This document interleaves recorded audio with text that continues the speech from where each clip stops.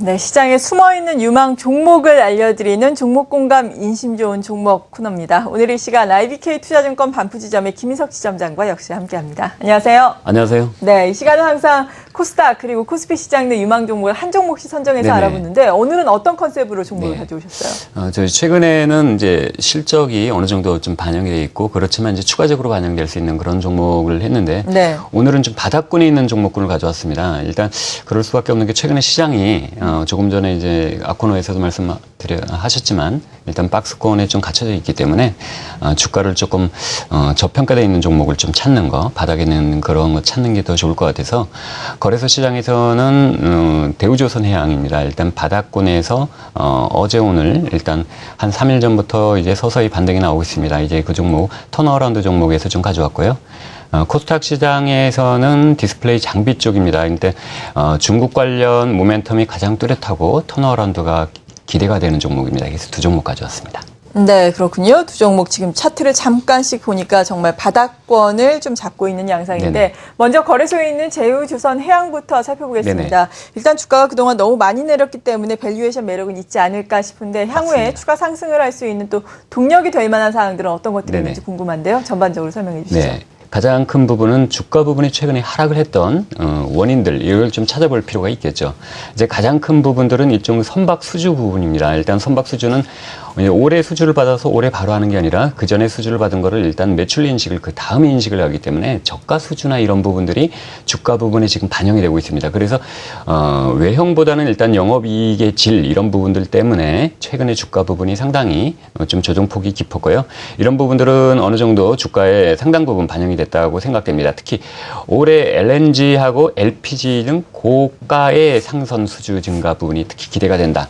그렇게 측면에서 제가 좀 종목을 가져왔습니다. 1분기 말 기준으로 높은 수주 잔고가 일단 가장 큰 장점인데요. 이런 부분들은 결국은 수주를 선별적으로 할 수 있다. 그런 부분에서 향후 드릴십이나 컨테이너선의 매출 증가세가 더욱더 기대된다.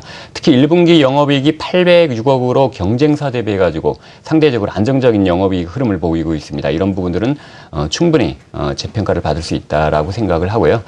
특히나 주가 하락으로 밸류에이션 매력이 상당히 매력적이다. PBR 1배 수준이다라는 측면에서 좀 관심 있게 볼 필요가 있습니다. 준비된 자료를 보시면요. 분기별 수주 잔고 및 매출액 부분이 이제 바닥을 확인하고 점진적으로 우상향하는 부분 나타나고 있습니다. PBR 밴드 조금 전에 말씀드렸죠. 이제 1배 수준으로 밸류에이션 측면에서도 매력적이다. 그렇게 보시면 주가 부분은 충분히 바닥에서 이제 바닥을 다지고 있습니다. 이런 부분들이 최근 3일 전부터 기관 매수 및 외국인 매수나 이런 부분들이 촉매가 될 수 있었던 부분들이 단기적인 흐름보다는 좀 중기적으로 일단 턴어라운드가 되는 2015년을 목표로 해서 결국은 2분기부터 서서히 진행이 될 것이다. 이 정도 가격대에서는 PBR 1배 수준에서는 매수를 가담을 해도 된다는 측면에서 이제 반등이 나오고 있습니다. 네, 그렇군요. 네네. 그러니까 향후에 턴어라운드가 가능할 것이다라는 말씀이신 거예요? 네, 맞죠. 그런 측면에서 보면 이제 동종업 같은 업종에서 전체적으로 이제 반등이 나오는데 아무래도 조금 이제 동종업종 내에서 영업이익이 1분기 영업이익을 보시면 다른 데는 이제 적자가 났죠. 삼성중공업이나. 근데 이제 대우조선해양은 영업이익이 한 806억 정도 영업이익 흑자가 났던 그런 원인도 안정적인 포트폴리오다. 두 번째는 수주 잔고가 아주 풍부하기 때문에 이제는 선별적인 수주가 가능하다. 그러면 저희 고부가가치의 수주도 가능하다. 그러면 이제 전체적으로 영업이익 부분도 상당히 좀 안정적으로 좋아지겠죠. 네, 보통 연초에 수주가 많이 들어오고 있는 조선업체 올해는 전반적으로 수주 상황이 좋지는 않다고 하는데 그래도 또 각 업체별로 떼서 보자면은 대우조선해양 같은 경우는 수주가 좀 들어오고 있다. 네네. 앞으로 턴어라운드가 가능할 것이다 라면서 긍정적으로 밸류에이션 매력 특히나 매력적으로 꼽아주셨습니다. 두 번째 코스닥 시장에서 또 관심 종목을 살펴봐야 할 텐데 LIG ADP라고 아까 말씀을 해주셨죠? 맞습니다. 네, 소개해 주시죠.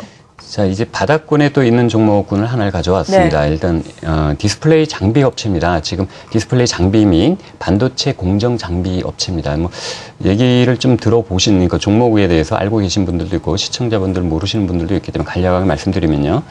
업계에 일단 최고의 기술력을 보유를 하고 있습니다. OLED 선도적인 장비 제조 업체고 여기서 말하는 뭐 전공정 업체를 일괄적으로 하고 있다는 부분들은 OLED 그 TFT 전 처리 장비 그다음 증착 장비, 봉지, 열갑, 합착, 공정 장비 제작까지 일관된 체제를 전체적으로 다 같이 하고 있다는 측면에서 일단은 관심을 가질 필요가 있습니다. 특히 국내 최초로 디스플레이 전공정 핵심 장비의 일단 국산화를 성공하면서 일단 업계 내에서는 상당히 주목을 받고 있는 회사인데요. 이러한 부분들이 국내 최초로 대면적 중국 장비 시장에 진입을 성공하면서 시장의 주목을 더욱더 받고 있습니다. 준비된 자료 잠깐 보시면요. 자, 동정업계 특허 현황을 보면은 LIJDP가 다른 회사들 동정업체 대비해서 상대적으로 특허 현황이 많은 부분을 알 수 있습니다. 특히 이 업황 자체가 특허 부분이 기술력, 그리고 R&D에 투자한 부분이 결국 결실을 맺어오는 부분이기 때문에 최근 3년 동안 매년 100억씩 연구 개발 위에 투자를 했던 부분들이 이제 서서히 중국 시장부터 해서 발휘가 되는 것 같습니다.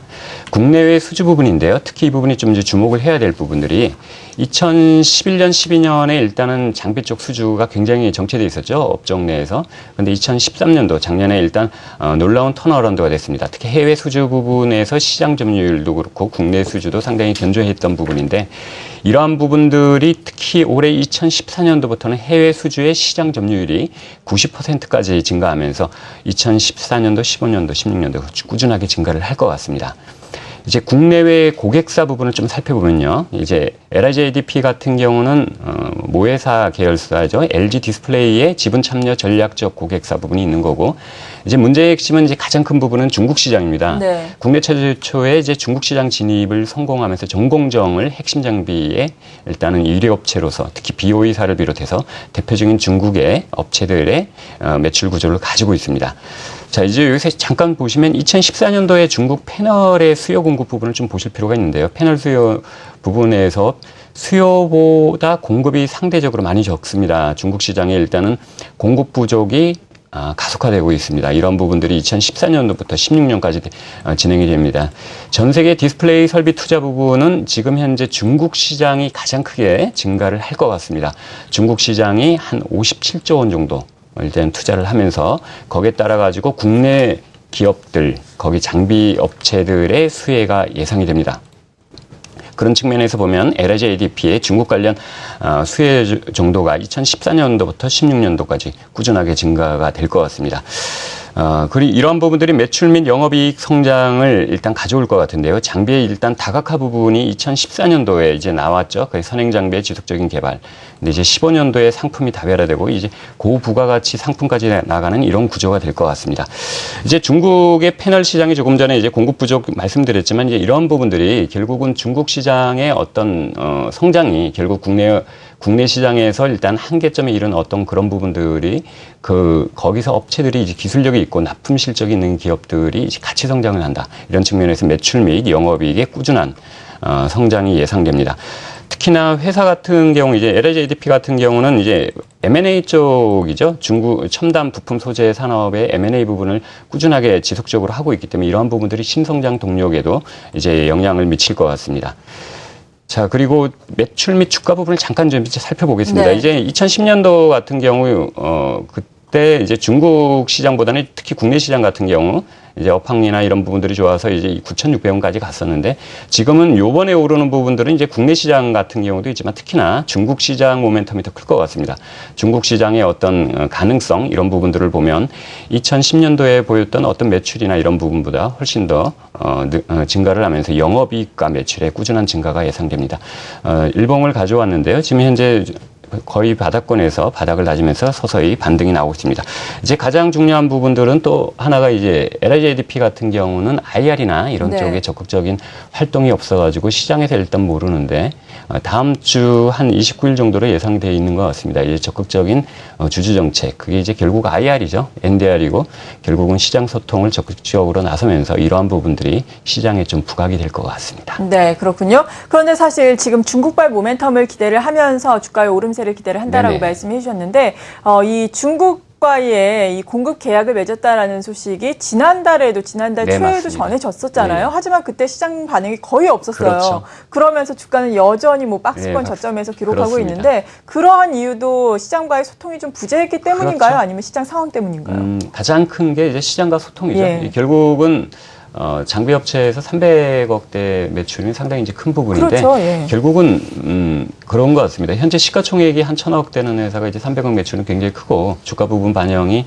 좀 능동적으로 반영이 돼야 되는데 네. 실질적으로 이제 시장 소통에 이제 워낙 오랫동안 4년, 5년 넘게 IR을 안 하다 보니까 이제 그런 활동이 좀 부진했습니다. 그런데 이제 회사에서 적극적으로 IR 정책에 가담을 하고 네. 시장 소통을 하게 되면 결국 이러한 부분들, 특히 중국 시장의 모멘텀, 그다음에 국내 시장의 어떤 그런 기존에 갖고 있는 지휘력, 지배력 같은 경우가 이제 더욱더 부각이 될 것 같고요. 네. 그런 부분들이 이제 첨단 소재 산업의 M&A를 통해서 조금 더 회사가 조금 더 달라지는 모습이 좀 본격적으로 발현되는 2분기가 될 것 같습니다. 네, 기대를 좀 해보겠습니다. 네네. 오늘 이 시간 거래소 시장에서는 대우조선해양 그리고 코스닥 시장에서는 LIG ADP에 대해서 자세하게 알아봤습니다. 함께해 주신 분은 IBK 투자증권 반포지점의 김희석 지점장이었습니다. 고맙습니다. 감사합니다.